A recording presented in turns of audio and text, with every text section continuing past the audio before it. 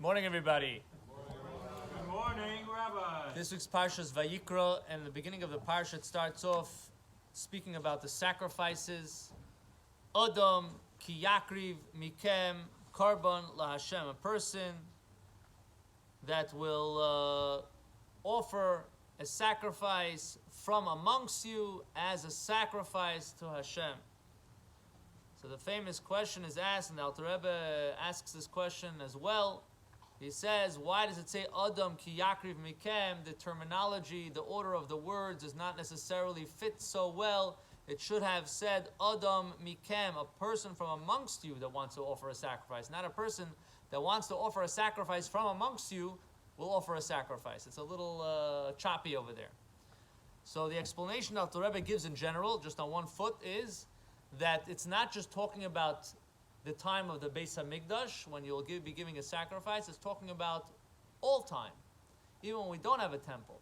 And when you don't have a temple, if you want to give a sacrifice, it's got to be from you. You got to give from you. Adam mikem, a person from amongst you, from you. Carbon, takriv, carbon Hashem, you could give a carbon. What does that mean?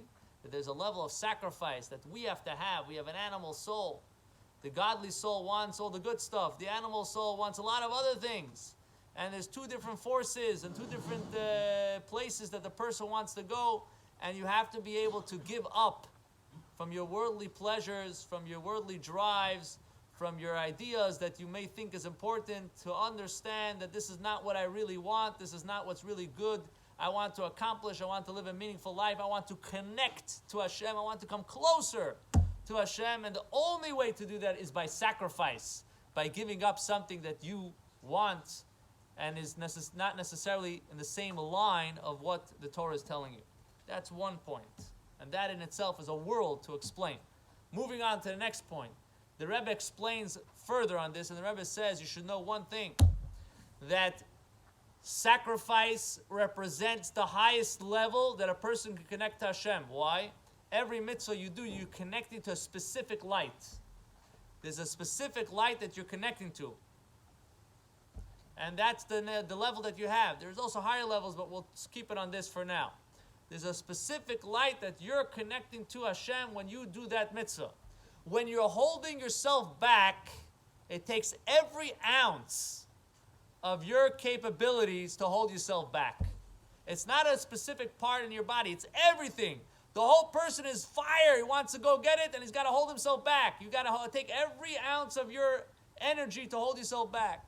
So now if you're doing that, you're elevating yourself to that level. You are waking up by Hashem, a response in the same way. So it's not a specific light for what specifically you did. It is the whole person, the essence of the person, connecting now with the essence of Hashem. If that's what you did down here, that's what you are activating up in heaven. So by you holding yourself back, it's coming from a deep place within you, and you're making that connection to the deepest level of Hashem. It says, as the Rebbe says in a different place, quoting from Kabbalah and Zohar, that the level of Hashem is coming down, the light of Hashem is coming down, b'chulu almin b'shaveh, in all worlds equally, because it's such a powerful light that just breaks through all the worlds. That's what you're doing. There is a similar concept, once we're talking about this, when it comes to the mitzvah of tzedakah. The Alter Rebbe explains this in Tanya. When it comes to charity, it's the highest mitzvah. Why? Because you're giving away your money. Now, how do you get that money? You have to work for it. You have to toil. You put all your koiches, everything. I got to make the money, and I got to make this deal, and I'm investing, and it's my energy, and I don't know, I'm not sure. There's a lot going into it. When you take a little bit of that and you give it away to tzedakah, you're giving away from the essence of you. So you're tapping into a much greater level. So Hashem should help. We should first know that we have to hold ourselves back, and we have to know where we don't go and what we don't want to do. And then we should be able to give tzedakah. We should be able to take all the things that we do and create a vessel from it for Hashem.